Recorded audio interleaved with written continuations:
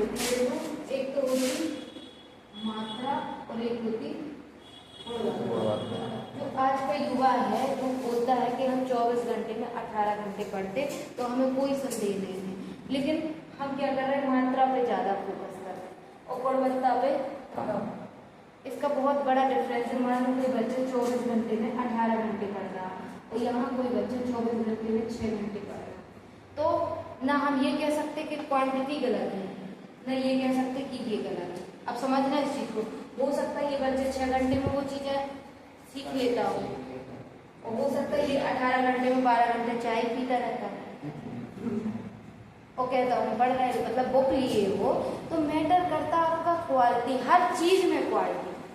जैसे एजुकेशन में हम क्या की बात करते, कैसी हो education, quality education, education quality. जैसे जो पीछे में बैठा है वो यहाँ से जाके काम करता कुछ, अब ये बीए में आ गया है, इसको आगे क्या चाहिए, जॉब चाहिए। इसके अंदर स्किल है ही थोड़ा बहुत, कैसी स्किल है, ये अभी सिलेंडर से जुड़ा है, खाद्यान्न से जुड़ा है। अब मान लो इसको थोड़ी सी तैयारी हो जाए, ये इसी में इसकी जॉब लग जाए, तो ये बेहतर काम कर पाएगा कि नहीं, कर लेगा, क्योंकि वो ऑलरेडी कर रहा है ना। और गया नया व्यक्ति जो यहाँ टोटल 12 घंटे पढ़ा है और वे जाएगा तो 2-3 दिन तो वो गाँव वाले लोगों से बात ही नहीं कर पाएगा। जब पढ़ा लिखा व्यक्ति गाँव में आता है तो उसको समस्या आती है, और गाँव का व्यक्ति जल्दी समझ जाता है क्योंकि वो उनसे जुड़ा हुआ है। तो हमारा फोकस किस चीज पे होना चाहिए, क्वालिटी एजुकेशन, जो स्किल वाली, जो हमारे किसी उद्देश्य के काम आए। समझ रहे हैं? चलो आज हम तुम लोग को बिल्कुल अच्छे से वो पढ़ा रहे हैं।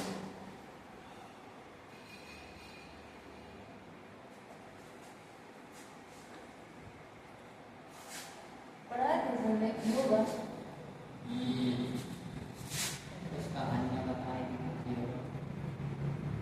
देश कब आजाद हुआ, अब इकोनॉमिक्स पढ़ रहे हैं, समझो इस चीज को क्यों पढ़ रहे हैं। देश हमारा 15 अगस्त 1947 को आजाद हुआ। हमारे देश में हम बता चुके कि जब हमारा देश आजाद हुआ तो क्या था, संसाधन सीमित थे, शिक्षा अशिक्षा क्या थी, पढ़े लिखे लोग गिनती के थे, ऐसे गिन लो ऐसे। साक्षर भी नहीं था भारत। साक्षरता का क्या होता है फॉर्मूला, साक्षरता किसको कहेंगे आप, साक्षर हो 7 वर्ष से अधिक उम्र का व्यक्ति अगर अपना नाम लिखना जानता है तो वो साक्षर, ये डेफिनेशन मानी जाती है। तो ये भी नहीं थी, ये तो मूलभूत चीज है ना। आप लोग को आज कितनी, अरे ये चीज, लेकिन हमारे आजाद भारत में ये भी नहीं। अब स्वास्थ्य से समझ लो, अगर आपकी जनसंख्या स्वस्थ है तो क्या है, लाभांश है, वरदान है, आप कुछ भी करा सकते हो। अगर जनसंख्या क्या है, अस्वस्थ है तो बोझ है। दूसरी बात है, अंग्रेज तुरंत चले गए, हमें कुछ पता नहीं सडनली कैसे क्या प्लान बनाए, कैसे क्या करें। और हमारे जो देश की, तो हमने सोचा क्या किया जाए, दिमाग में आया कि बनाया जाए योजना आयोग, जो क्या करे, योजना बनाए। अब जब हमारा देश 15 अगस्त 1947 को आजाद हुआ तो हमारे देश के सामने 2 समस्याएं थी। हम 2 महाशक्तियां थी, एक तो अमेरिका, एक रूस, जिसको आज रूस जानते, उस समय उसको सोवियत संघ कहा जाता था। ठीक है, सोवियत संघ रूस को कहा जाता था और अमेरिका, ठीक है। अब अमेरिका में कौन सी व्यवस्था थी, पूंजीवादी, और रूस में कौन थी, समाजवादी। हमें 2 में से एक लेनी थी, हमारे पास ऑप्शन थे दोनों, कि चाहे आप समाजवाद ले लो चाहे पूंजीवाद। अब समाजवाद का कॉन्सेप्ट क्या होता है कि सारे जो निजी क्षेत्र हैं, जो कृषि है, उद्योग है, वो सब सरकार देखेगी। समझना, सब कुछ कौन देखेगा, और जो निजी क्षेत्र है उसमें सरकार कोई इंटरफेयर नहीं करेगी। सरकार कोई इंटरफेयर नहीं करेगी कि आपका मार्केट कैसा चल रहा है। अब हमारा भारत, ये भारत, अगर हम यहाँ पूंजीवादी मॉडल अपना लेते तो हमारे यहाँ कौन करेगा बिजनेस। इन लोगों के पास पैसा होता तो इनकी क्या ये कंडीशन होती, तो हम ना पूंजीवाद नहीं अपना सकते थे। क्यों? क्योंकि हमें समाज के जो गरीब हैं, जो हमारे देश के संसाधन सीमित हैं, उनको भी ध्यान में रखना था। तो हम कौन सा मॉडल नहीं अपना सकते थे? पूंजीवादी। अब हमने सोचा चलो समाजवादी अपना लेते हैं, और स्वाभाविक है कि समाजवादी मॉडल हमारे देश को आकर्षित कर रहा था। क्यों? क्योंकि हमें लोगों के लिए काम करना था ना, और समाजवाद में वही तो है। सरकार क्या करेगी? सरकार सबकी मालिक रहेगी। निजी जो कृषि है, उद्योग है, सबका मालिक कौन? सरकार। तो जनता के लिए काम करेगी, तो सरकार किसके प्रति आकर्षित होगी? समाजवाद की। लेकिन इसमें भी कुछ समस्याएं हैं। अगर सारी चीज सरकार को सौंप दी जाए तो क्या होगा? लिमिटेड हो जाएगा ना। जैसे आज कोई व्यक्ति गवर्नमेंट जॉब में आ जाता है, आज मान लो उसकी जॉब लगी 10 साल हो गए, फिर क्या वो अपने आप को अपडेट करता है कि कोई नई पॉलिसी आई क्या आई? और जो प्राइवेट कंपनियों में लड़के जॉब करते हैं या लड़कियां जॉब करती हैं, उनको डेली अपने आप को अपडेट करना रहता है। क्यों? अगर वो नहीं करेंगे तो उनको निकाल दिया जाएगा। तो समाजवादी मॉडल में क्या है? एक बार जो भी करेगी सरकार करेगी, उस सरकार के पास भी सीमित है ना, संसाधन सीमित है। अब हमने कहा कि हम कौन सा मॉडल अपनाएं, तो हमें समाजवाद अच्छा लग रहा था, नो डाउट, लेकिन हम समाजवाद की बुराइयों से बचना चाह रहे थे कि हमें देश में हम नए नए आजाद हुए, अगर हम खुद सब करने लगेंगे, मान लो एक घर में घर को बंद कर दिया जाए तो वो घर बंद क्या होगा? गंदा हो जाएगा ना कुछ दिन बाद। ऐसे समाजवादी मॉडल में सरकार अपने देश के अंदर लोगों के लिए काम करती रहे टोटल, तो पैसा भी तो आए बाहर से, तब तो हमें वो मिलेगा ना, प्रोत्साहन।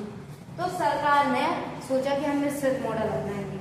जो अच्छाई समाजवादी मॉडल की है वो हम समाजवादी की लेंगे, और जो पूंजीवादी मॉडल की अच्छाइयाँ हैं वो पूंजीवादी मॉडल की हम अच्छाइयाँ लेंगे। तो कौन सा मॉडल अपनाए? मिश्रित मॉडल अपनाए।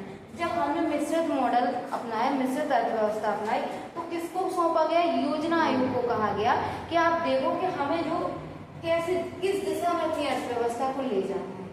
तो हमारे यहाँ पे सबसे ज्यादा काय में लोग लगे थे? और कृषि भी कैसी थी? कृषि कैसी थी कि ना तो उत्पादकता थी, ना आपके पास टेक्नोलॉजी थी, ना कोई नवाचार था, और सबसे बड़ी समस्या आपके पास पैसे भी नहीं थे कि आप उसमें इन्वेस्ट करें। और सबसे ज्यादा उस समय कॉन्सेप्ट चलता था जमींदारों का। जमींदारों का कैसा? अंग्रेज छोड़ के गए हैं। अंग्रेज कौन सी व्यवस्था लाए थे? स्थायी बंदोबस्त व्यवस्था लाए थे। बताई थी ना कि एक बार टैक्स फिक्स कर दिया जमीन का, आपको इतना देना है, उसके बाद अगर आप नहीं दोगे तो हम उसको जमीन को बेच देंगे। लाए थे ना लॉर्ड कॉर्नवालिस। तो इसके बाद समस्याएं क्या हुई कि जो जमींदार जिनके पास पैसा था उनने जमीनों को ज्यादा खरीद लिया, तो जो किसान था वो गरीब होते गए, और जिन साहूकारों जमींदारों पास जमीन आ गई। अब एक एक जमींदार पास 500-500 एकड़ से प्लस जमीन होती थी। आज हमारे गांव में आप लोगों ने नोटिस किया होगा, जमींदार को वो उपहास के रूप में लिया जाता ना कि जमींदार आ गए, जो बड़े लोग होते आज भी गांव में, तो ये कॉन्सेप्ट आता। ठीक है, तो ये लोग क्या करते थे? अपने पास जमीन, अब इनके पास 500-500 एकड़ जमीन हो गई, लेकिन जो हमारे खेत के किसान हैं उनके पास जमीन नहीं। जब आपके पास जमीन नहीं होगी, या कुछ भी मान लो इस जमींदार के पास 500 एकड़ जमीन, ठीक है, और हमारी जनसंख्या कैसी है? जनसंख्या है, तो जब आपको विकास करना रहता तो आपको जनसंख्या को ध्यान में रखते हुए कार्य करना पड़ता ना। जैसे 500 एकड़ जमीन एक जमींदार पास हो गई, किसी के पास 1000 एकड़ हो गई, तो हमें संसाधनों का उचित बंटवारा भी तो करना है, इसीलिए तो हमने समाजवादी मॉडल अपनाया। तब तो हम फिर निजी पूंजीवादी मॉडल अपना लेते ना। तो हमने कौन सा मॉडल अपनाया? मिश्रित, क्योंकि हमें जो समाजवाद मॉडल में बुराइयां हैं वो दूर करना है। तो हमने क्या किया? इनसे जमींदारों से जमीन मांगी कि आप किसको दो? किसानों को दो, उचित बंटवारा करो। तो इन लोगों ने पता है क्या किया? ये लोग चले गए कहाँ? Supreme court. क्यों चले गए? कि हमारे मौलिक अधिकार का क्या है? हनन है ना। जब संविधान बना था कितने मौलिक अधिकार थे? 7 थे ना। संपत्ति का अधिकार भी था। तो संपत्ति के अधिकार को क्यों हटाया गया? कारण जमींदार। जे लोग कहाँ गए? कोर्ट चले गए। कोर्ट क्या कहेगा? हाँ यार, मौलिक अधिकार है ये, तो आपको सरकार कैसे छीन सकती? सरकार क्या करती है? अमीरों से टैक्स लेके गरीबों पे देती। ज्यादा जमीन को लिया, उसको उचित बंटवारा किया। अब जैसे इनके पास 500 एकड़ जमीन है तो 100 एकड़ इनको दिया, ले लो 400 आप दो। वो तो अंग्रेज करके गए थे ना वो सिस्टम, तो इनको देने में दिक्कत होने लगी, तो इनमें क्या किया? बिचौलिए का काम किया, किसी ने अपनी पत्नियों के नाम करवा दी। तब से कॉन्सेप्ट आया कि आज भी अपन जमीन लो तो पत्नियों के नाम करते ना लोग, और थोड़ा बहुत सरकार अब टैक्स से छूट दे देती है, नहीं तो किसी को शौक नहीं कि अपनी पत्नियों के नाम करवा ले। इतने अच्छे लोग नहीं थे क्या? तो इसलिए मैं करवाई, रिश्तेदारों के नाम भी करवाई, अनजान लोगों के नाम भी कराए, ताकि क्या हो, जमीन अपने ही पास रहे। जब ये सब बिचौलिए आए तो हमने कहा अब योजना आयोग के पास आए कि हम किस दिशा में ले जाए अपनी अर्थव्यवस्था को। समझना, अर्थव्यवस्था आ रही है ना समझ में। तो हमने सोचा कि हमें अपनी जो पंचवर्षीय योजना बनानी 5-5 साल की, इसकी सहायता से योजना आयोग उनकी देख रेख करेगा। तो 4 चीजें थी, हमें कैसा बनना है, आत्मनिर्भर, समृद्धि हो, समानता हो और आधुनिकता हो। अब ये 4 शब्द समझना। हम जस्ट आजाद हुए कहाँ से, अंग्रेजों से, और अगर आज भी हम फाइनेंशियल डिपेंड नहीं बन पाए, मान लो आज आपके घर में अगर आप किसी के ऊपर डिपेंड रहो टोटल पैसों के लिए, तो वो आपकी बात सुनेगा क्या? नहीं सुनेगा ना। पहले तो आपको फाइनेंशियल स्ट्रांग बनना पड़ेगा। और अगर हम लिख रहे हैं अपनी उद्देशिका में कि हम भारत के लोग, भारत को एक संपूर्ण प्रभुत्व संपन्न, मतलब हमारे देश के निर्णय सारे कौन लेगा, भारत के लोग लेंगे। लेकिन आप हमसे गेहूं तो आयात कर रहे थे ना उस समय, आप कैसे फिर बोल सकते थे कि हम अमेरिका से स्वतंत्र हैं? कहीं ना कहीं डायरेक्ट एंड डायरेक्ट में आप पे प्रेशर तो आता ना। अगर अमेरिका गुस्से में गेहूं बंद कर देता तो फिर हमें उनकी बात माननी पड़ती। इसलिए हमने कहा कि हमें कैसा बनना है, आत्मनिर्भर।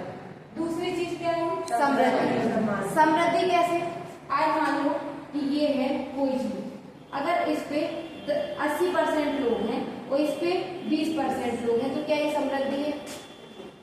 समृद्धि से तात्पर्य क्या होता है कि आज हमारे देश में जनसंख्या 140 करोड़ समथिंग पहुंच गई, लेकिन 2011 के आंकड़े कितने हैं, 125 करोड़। तो अगर 125 करोड़ में जब 125 करोड़ लोग बढ़ेंगे तब भारत बढ़ेगा ना। अगर अंबानी अमीर बन जाएगा, उससे हमें क्या प्रॉफिट? कुछ नहीं है। एक नवाचार आ रहा है, no doubt.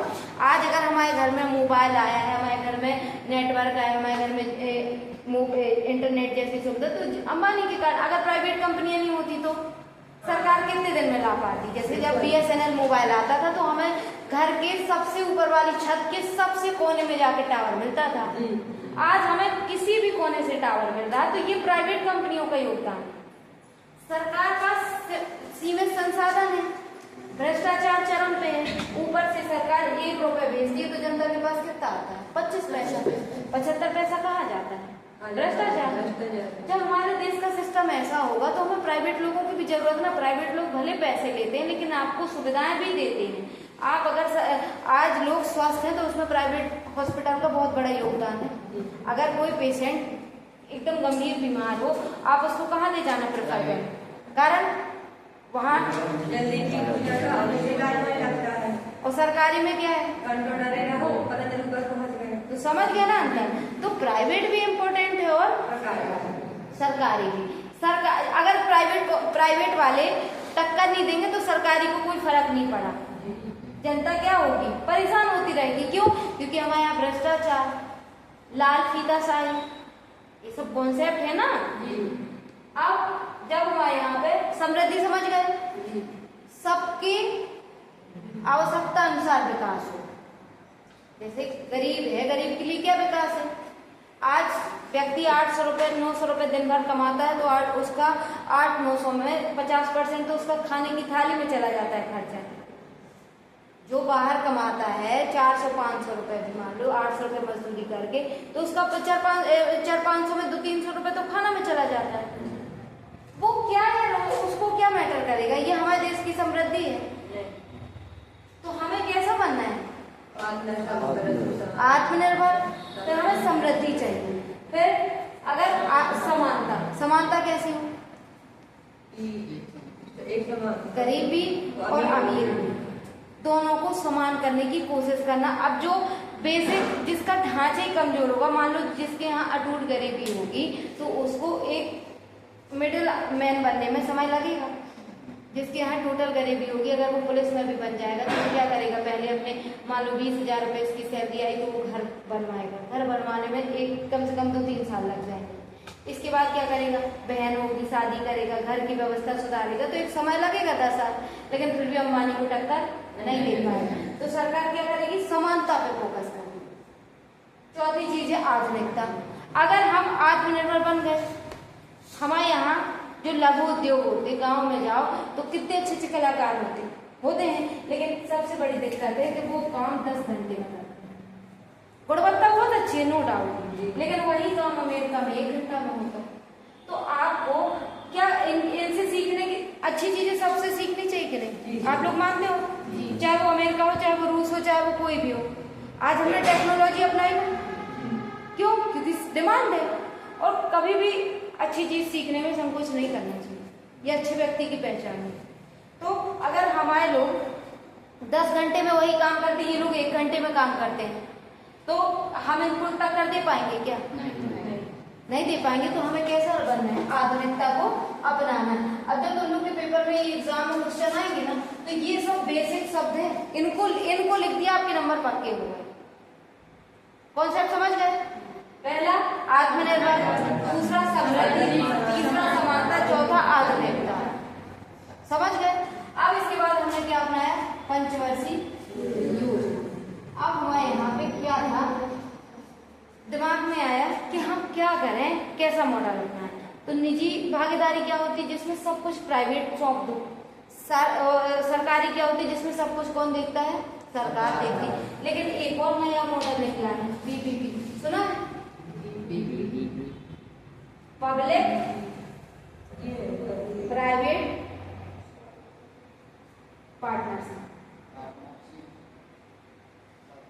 Public private partnership model. मतलब सरकार निजी दोनों की भागीदारी। 3 मॉडल हो गए। वो तो हमने अर्थव्यवस्था के 3 मॉडल बताए थे, कौन कौन? पूंजीवादी, समाजवादी और मिश्रित। भारत ने कौन सा अपनाया? मिश्रित। अब इसके बाद हमने कहा कि हमें इन्वेस्ट करना, देश को चलाना, तो उसके लिए कौन सी 3 चीज? एक तो पब्लिक हो गया, जिसमें सारा स्वामित्व किसके पास है? सरकार के पास। दूसरा हो गया प्राइवेट, ये किसके पास है? निजी हाथों पास। और तीसरा क्या हो गया? Public private partnership. कौन बेहतर है, आप लोग बताओ जल्दी। तीनों में कौन सा मॉडल बेस्ट है? तीसरा, जल्दी बता दो। इतना टाइम नहीं लगना चाहिए ना, बताओ जो जल्दी।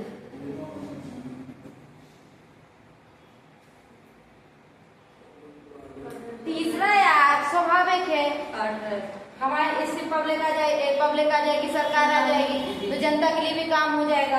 प्राइवेट आ जाएगा तो क्या होगा, इनोवेशन भी आ जाएगा, टेक्नोलॉजी भी आ जाएगी, और दोनों की पार्टनरशिप से क्या होगा, काम बन जाएगा।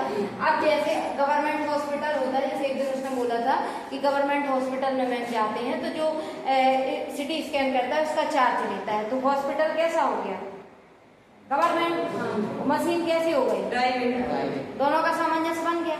अब ये गवर्नमेंट हॉस्पिटल में सरकार मशीनें लाएगी तो क्या संभव है कि वो अच्छी क्वालिटी की लाए? सरकार तो ऊपर से पैसा देती है, लेकिन सरकार पास सीमित संसाधन है, अमीरों से टैक्स लिया, गरीबों पर खर्च कर, तो सरकार सीमित कर सकती, इसलिए हर चीज को काय की बात चल रही, कौन से मॉडल को अपनाने की, पब्लिक प्राइवेट पार्टनरशिप। अब हमारे पास समझना कि जब 15 अगस्त 1947 को देश आजाद हुआ तो हमारी ना सरकार पास इतना पैसा था कि सरकार सिर्फ पब्लिक मॉडल पे खर्च कर, और दूसरा है कि जो प्राइवेट लोग थे उनके पास भी पैसा नहीं था।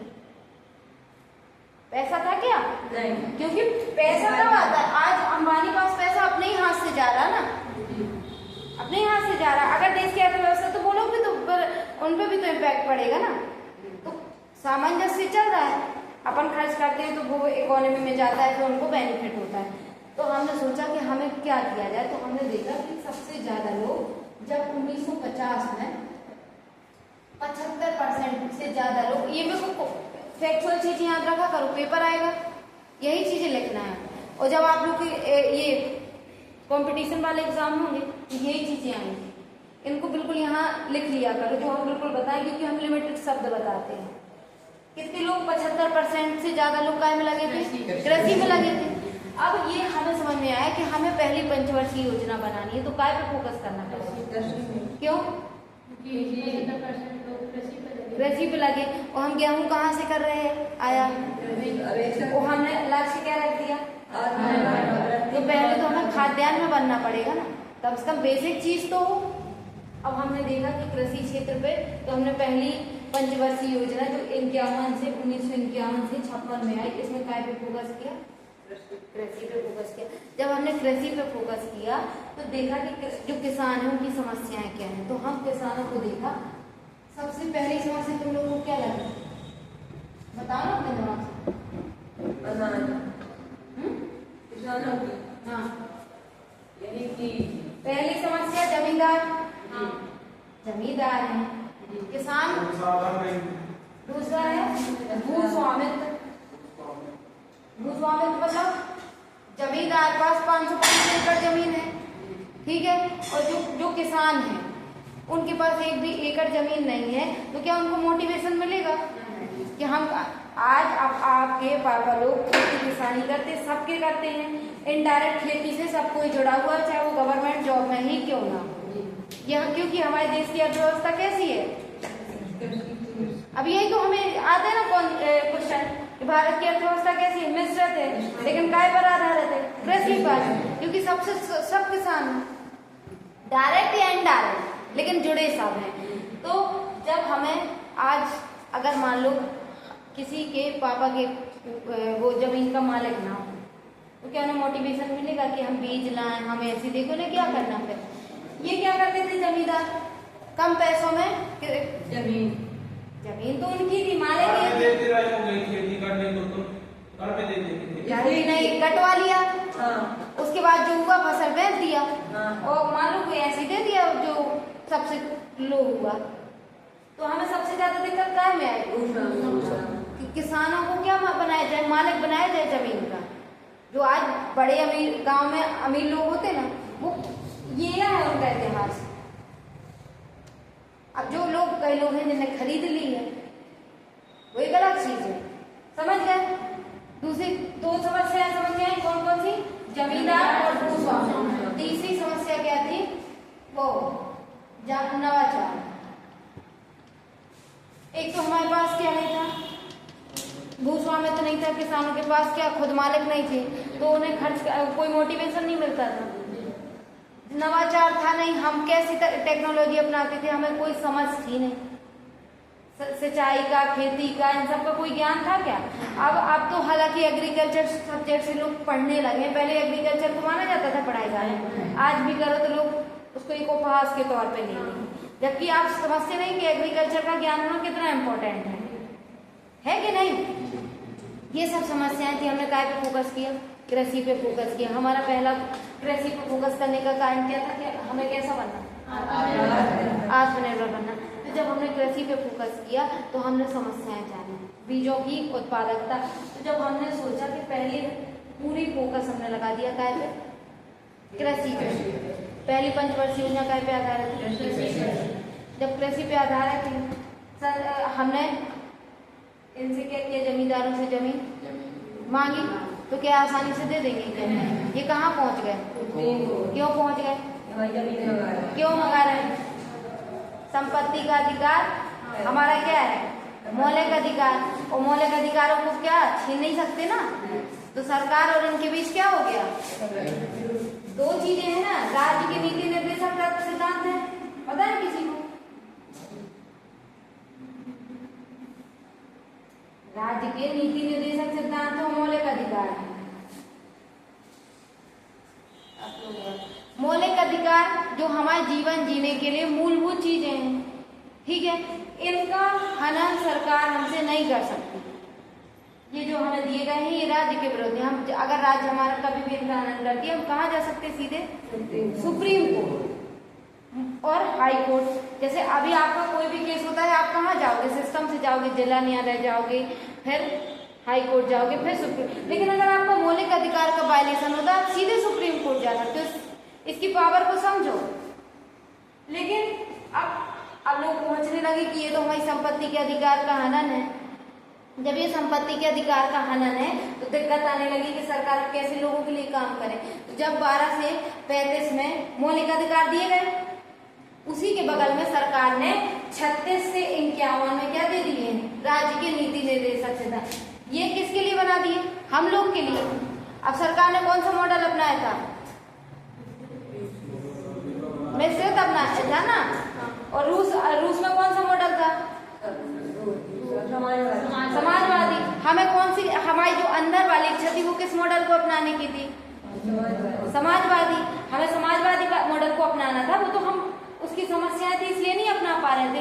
तो हमें जब समाजवादी मॉडल को अपनाना था तो संपत्ति का अधिकार क्या बन रहा था, समस्या बन रहा था। तो राज्य के नीति निर्देशक सिद्धांत 36 से 51 में भाग 4 में वो राज्य को बताया गया कि आपको कैसे समाजवादी मॉडल इम्प्लीमेंट करना है, जो हमने देश का उद्देश्य बनाया उसको कैसे हमें लागू करना है। तो जब हम जो आज सरकार सब कुछ करती है ना, जैसे मान लो 40वें ग्राम पंचायतों का गठन, ये आर्टिकल 40वें ग्राम पंचायतों का गठन हो गया, 41 में महिलाओं की जो सहायता करती है, ये सब कहाँ है, राज्य के अमीरों से लेके गरीबों में बांटना। ये सिद्धांत कहाँ दिया गया है, राज्य के नीति निर्देशक सिद्धांत किसके लिए दिए गए, राज्य के लिए। राज्य को बताया गया है कि आप समाजवादी मॉडल जो लोगों के लिए काम करोगे कैसे करोगे, वो यहाँ बताया गया है, आज जाके पढ़ना आप लोग। तो जब क्या किया, हमने पहली पंचवर्षीय योजना में किसानों के कृषि पे फोकस किया। जब हमने कृषि पे फोकस किया तो समस्या क्या बनने लगी, जमींदार बनने लगे ना। तो ये कहाँ चले गए, क्या बोलने लगे, संपत्ति के अधिकार का हनन है, समझ रहे हो ना, आने लगा। तो फिर हमने क्या सोचा कि अगर यार हमको हमारा संविधान क्या कहता है कि आप संपत्ति वो मौलिक अधिकार का हनन नहीं कर सकते, तो संपत्ति के अधिकार का क्या बांधा बन रहा था। तो फिर सरकार ने कहा कि ये तो राज्य के नीति निर्देशक सिद्धांत में लिखा है कि आप क्या करोगे, लोगों के लिए काम करोगे। तो कहा गया कि राज्य के नीति निर्देशक सिद्धांत और जो मौलिक अधिकार है इनमें कौन बेहतर है, आप लोग किसको बेहतर मानते हो, कौन जरूरी है, ये अपने लिए जरूरी है और ये काम के लिए जरूरी है। राज्य किसके आधार पर काम करेगा बताओ, मौलिक अधिकार तो पर्सनल है ना, हम बोल पा रहे हैं, हम काम कर पा रहे हैं, हम ये मौलिक अधिकार है आपके। आप राइट टू एजुकेशन हो गया, राइट टू प्राइवेसी हो गया, आपको कौन सा धर्म अपनाना नहीं अपनाना, ये मौलिक अधिकार हो गए। लेकिन राज्य को भी तो काम करना है ना। अब जैसे आप मंदिर में जाओ और मंदिर में जाके फुल वॉल्यूम में रात को साउंड बजाओ, नो डाउट आर्टिकल 25 आपको क्या कहता है, अंतरात्मा के आधार पे आप किसी भी धर्म को अपनाओ। 26 कहता है धर्म को अपनाने की स्वतंत्रता, आपको जो करना कर। लेकिन आप रात को साउंड बजाओगे तो जनता का डिस्टर्ब होगा ना, हो सकता है बच्चों के पेपर हो। तो ये यहाँ लिखा है हमारे राज्य की नीति में, कौन कार्य करेगा, राज्य करेगा। लेकिन जनता कहाँ पहुंच जा रही, सुप्रीम कोर्ट, और मौलिक अधिकारों का हनन नहीं कर सकते, इसीलिए मौलिक अधिकार है। अगर संविधान में कुछ एक चीज अपन ने ली जरूरी पढ़ना बिल्कुल वो मौलिक अधिकार। तो कहा कि कैसे काम करें, ये पूरे जमींदार पहुंच गए कहाँ, सुप्रीम कोर्ट। तो फिर सोचा कि संपत्ति के अधिकार, देश में ऐसी ऐसी समस्याएं थी। जब हमने क्या किया, इनको कृषि पे फोकस था। हम क्या देना चाह रहे थे, नई नई चीजें देना चाह रहे थे, लेकिन आपकी व्यवस्था भी तो होनी चाहिए। हमें समझ में आया कि इनके पास क्या नहीं, मोटिवेशन नहीं है कि ये इंटरेस्ट करें। मान लो कि आपके स्कूल कॉलेज में फिक्स ना हो कि कौन सा सब्जेक्ट कौन टीचर को पढ़ाना, तो क्या किसी को रिस्पॉन्सिबिलिटी रहेगी कि चाहे जो कोई जब आएगा पढ़ा देगा, और चाहे बच्चे जो हो फेल हो पास हो। लेकिन ऐसे जब ये पर्सनल आपकी जमीन हो जाएगी तो आप उस पर निवेश करोगे अपने साथ लगन से। जब हमने देखा तो 1968 में क्या लाए थे हम, 68 में क्या आई थी, हरित क्रांति आई थी। तो 1960-70 के दशक में हम कैसे बन गए, खाद्यान्न अच्छा होने लगा। उसके पहले हमारे यहाँ खाने को नहीं रहता था, हम कहाँ से गेहूँ मंगाते थे, अमेरिका से मंगाते थे। कारण क्या था, क्योंकि हमारे पास क्या था, कनेक्टिविटी नहीं थी, मोटिवेशन नहीं था। जमीन किसके पास थी, जमींदार बिचौलिए हो गए, और स्वामित्व कौन, इनके पास नहीं था ना, भू स्वामित्व। सबसे पहले ये हुआ था ना, भूदान आंदोलन चला था, विनोबा भावे पहले सत्याग्रही बने थे जी। तो उन्होंने क्या किया था, जमीन ही तो दान की थी अपनी। तो जो बड़े बड़े लोग हैं ये लोग आगे आए, इन्हें अपनी अपनी जमीनें दान की। लेकिन वही एक के दो के करने से कुछ होता है, तो फिर इसी कारण से हमें संपत्ति के अधिकार को मौलिक अधिकार से हटा के हमने क्या बनाया था, कब बनाया था, 1978 में 44वां कॉन्स्टिट्यूशनल अमेंडमेंट एक्ट में हमने संपत्ति के अधिकार को मौलिक अधिकार से हटा के कानूनी अधिकार बनाया था। अब समझ, अब मौलिक अधिकार होता तो मान्यता है कि संपत्ति उसका उल्लंघन नहीं हो सकता, तो फिर दिक्कत बनती ना, इसलिए हमने संपत्ति के अधिकार को क्या बना दिया, तो क्या आप ये बताओ इतनी आसानी से बनने दिया होगा लोगों ने, ये चीजें होती। अब दूसरी जो पहली पंचवर्षीय योजना में क्या फोकस, समझ गए सब। दूसरी वाली गवाही 56 से, इसमें कहा हम दूसरी चीज क्या देंगे, तो इसमें हमने क्या पे ध्यान दिया, भारी उद्योग, क्योंकि हम एक चीज समझ गए थे कि जो हमारे देश के किसान हैं, तो किसान के अलावा गांव में क्या करते हैं, उद्योग। अब उद्योग ऐसे नहीं होते थे, उनके स्थापित उद्योग नहीं होते थे, कोई दीपक बनाता था, कोई घड़ा बनाता था, होता था कि नहीं, लेकिन एक स्थापित नहीं था भारत में। तो हमने दूसरी पंचवर्षीय योजना में क्या पे फोकस किया, हर चीज आप लोग कहीं चले जाओ 3 चीजें पाओगे, प्राथमिक क्षेत्र, द्वितीय क्षेत्र, हम काय पे फोकस किया हमने पहले में, फिर अब हम काय पे कर रहे हैं, तृतीय। तो अभी जब कंप्यूटर है, तब जब सेवा क्षेत्र है, तब डॉक्टर टीचर इतने प्रोफेशन थे क्या, समझ में आ रहा है ना, नींद आ रही तुम लोग को अच्छी, कल नहीं सोगा है, बताओ, जैसे जो तू सो गया था 2 बार सोया,